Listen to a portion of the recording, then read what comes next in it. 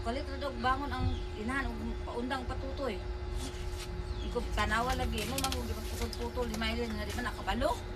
Nga naman yan pagkaugmaan na. Urado sa tinjina no kuan Ikaw kayo. madaot ng kuan ana mo kunhod ang gatas ba? Oo. Ang baktin pa mabuntas.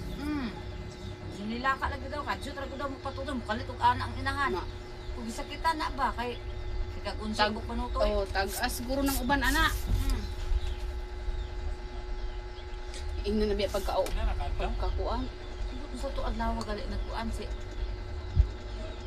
Miyerkules o Martes. Wala pa mo si Mana. Wala pa oh. Pag pa man to.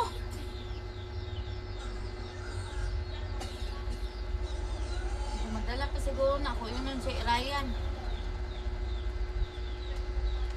Yaw-yaw di ka mo na lagi kay di pangguka.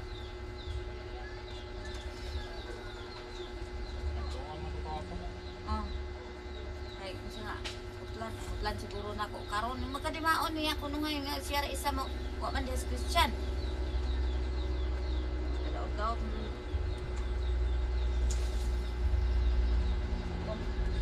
Kano sa ram nagasugod? Amo kay ganiya man may nagkuan gud sa simbahan. Nagkita? Yun siya dito sa simbahan nga. Nagikan ko na niya ang babkin nilaka ang patutoy na daw kadyot ang inahan. Di mo kalit bangon ana. Ana sikita na siya ba? Na anay mga tag-as ng ngipon ana. Wala maayo og putol.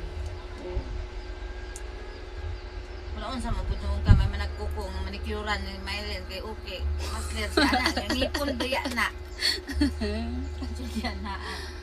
Upod guro hikapa inig kuan. Hindi ko putol na anta. Hilamon ba?